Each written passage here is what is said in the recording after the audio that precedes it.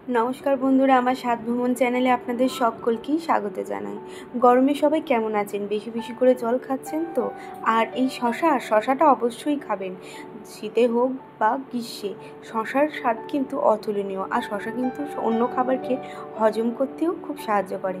তাই আজকে আমি শশা দিয়ে একটা সকালের জলখাবারে বা ধরুন সন্ধ্যের টিফিনে চায়ের সাথে খাওয়ার জন্য একটা শশার পকোড়া নিয়ে চলে এসেছি আপনাদের কাছে। শশার পকোড়া বানাতে, শশার পকোড়ার জন্য আমরা এখানে প্রথমেই শশাটাকে ধুয়ে কেটে নিতে পারেন আপনারা। আমি এখানে না ধুয়ে প্রথমে কেটে তারপরে ধুয়ে নিয়েছি। কেটে নিয়েছি পরিমাণ মতো পেঁয়াজ আর একটা শশা।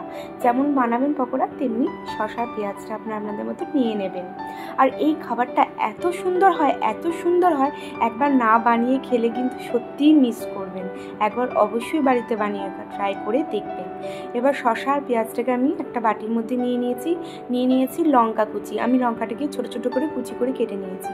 দিয়ে দিয়েছি এখানে পরিমাণ মতো নুন দিয়ে দিয়েছি, আর দিয়ে দিয়েছি এখানে পরিমাণ মতো লঙ্কার গুঁড়ো, আর দিয়ে দেবো এখানে পরিমাণ মতো হলুদ।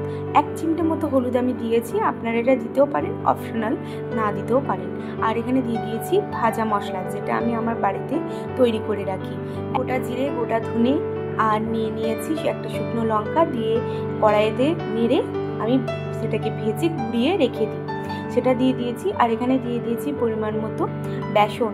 আপনারা এখানে চালের গুঁড়িও অ্যাড করতে পারেন, যদি মুচমুচে খেতে চান অবশ্যই এখানে চালের গুঁড়ি অ্যাড করে দেবেন।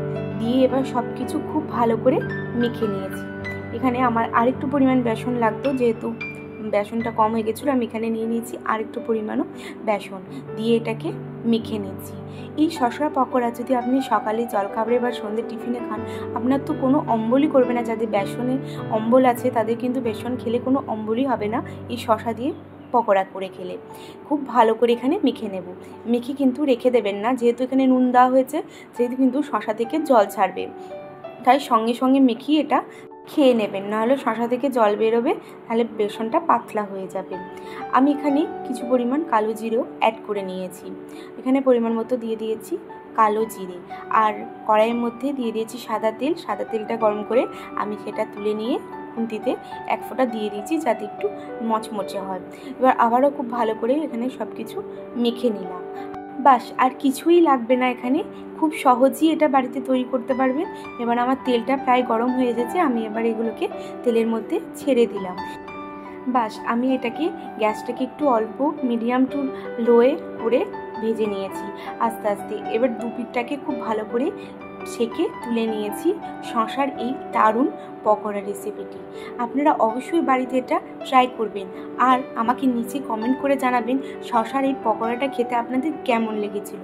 বাঁধাকপির পকোড়া, পেঁয়াজি, নানা রকমের পকোড়া খেয়েছেন, কিন্তু এই শশার পকোড়াটা অবশ্যই বাড়িতে একবার হলেও কিন্তু তৈরি করে খাবেন।